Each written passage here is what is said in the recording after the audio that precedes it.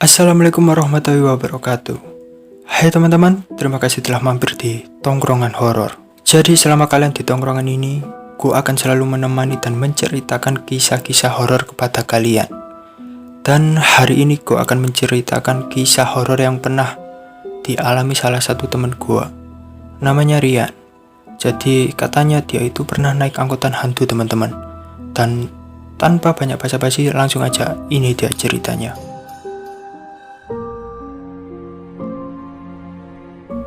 Jadi pada malam itu, gua lagi berkunjung ke rumah teman lama gua di kawasan Shinoman. Karena sepeda gua rusak dan harus nginap di bengkel, akhirnya gua pun naik angkot. Awalnya lancar teman-teman, karena masih sore juga kan. Setelah itu gua sampai di rumah teman gua. Gua pun ngobrol-ngobrol dan saking asiknya ngobrol, gua sampai lupa waktu teman-teman. Soalnya besok paginya gua harus kerja. Dan ketika gua lihat jam, ternyata udah jam 11 malam. Kemudian gua pun pamit pulang.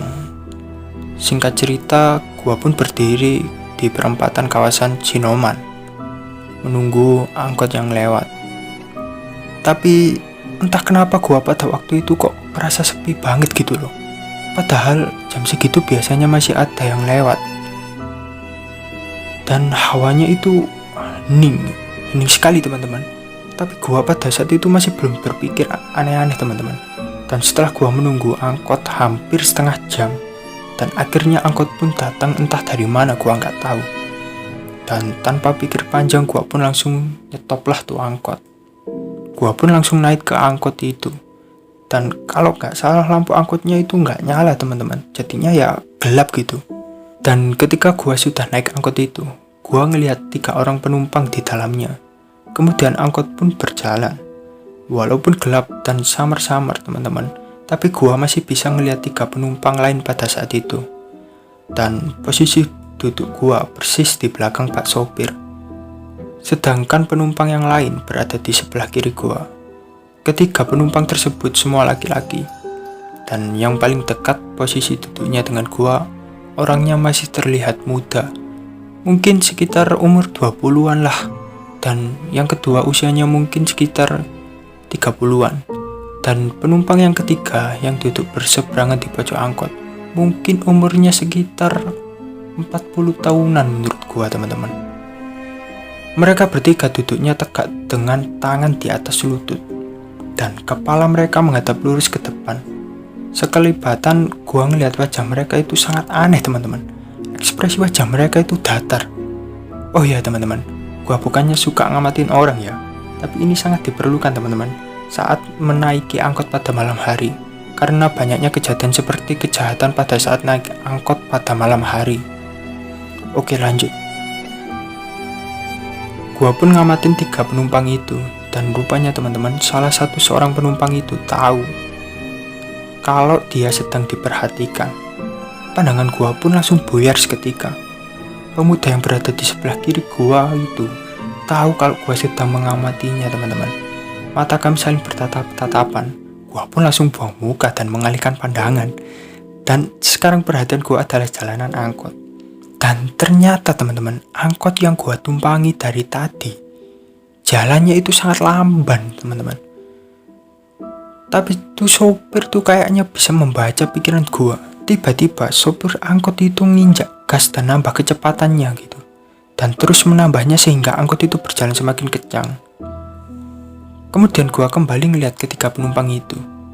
Anehnya mereka nggak bereaksi apapun, biasa aja, dan masih duduk tegak dengan pandangan yang kaku. Sedangkan gua ngerasa panik gitu loh pada saat itu.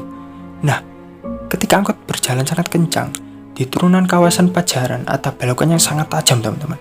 Jalanan memang kosong, tapi gua takut gitu loh kalau tiba-tiba ada kendaraan yang lain yang lewat gitu. Pelan-pelan dikit bang, kata gua. Tapi sopir angkot itu nggak jawab sama sekali dan juga nggak nurunin kecepatannya. Gua pun langsung mencotongkan badan ke sopir dan kembali berkata, bang, maaf jangan ngebut, ini turunan sangat tajam. Dan seketika sopir itu langsung ngerem mendadak. Angkot pun berhenti seketika dan gua pun otomatis langsung terdorong ke depan dan mencium bau nggak enak busuk seperti bangke lah dari sopir itu.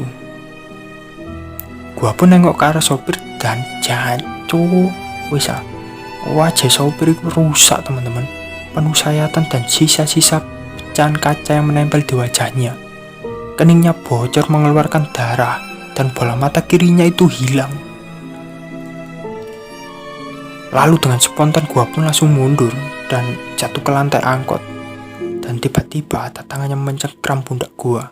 Dari belakang pas gua lihat, anjing, ketiga penumpang itu teman-teman, juga wajahnya itu berubah menjadi hancur. Kemudian ketiga penumpang itu berusaha menahan gua. Dan gua ngeliat sopir angkot itu berusaha naik dari kursinya untuk datang hampiri gua teman-teman. Gua pun langsung berontak sekuat tenaga. Gua tendang pukul secara liar dan sambil berkata tolong, tolong. Dan lama-lama cengkeraman mereka itu menjadi lemah. Dan gua pun akhirnya berhasil selamat dari cengkeraman mereka. Kemudian gua merangkak menjauhi mereka teman-teman. Dan akhirnya gua melompat keluar dari angkot itu. Dan jatuh ke aspal dalam posisi tengkurap. Jatuhnya sih nggak terlalu keras, tapi sakitnya itu berasa anjir. Dan kebetulan pada waktu itu ada pengendara motor yang sedang lewat dari arah berlawanan ngeliat gua jatuh. Kemudian ia menghentikan motornya dan seorang laki-laki paruh baya berjalan menuju ke arah gua dan langsung membantu gua bangun. "Pak, awas itu ada setan di angkot," kata gua sambil ngeringis merasakan sakit. "Angkot? Nggak ada angkot mas," jawabnya bapak itu. Dan ketika gua ngeliat angkot itu ternyata udah hilang teman-teman.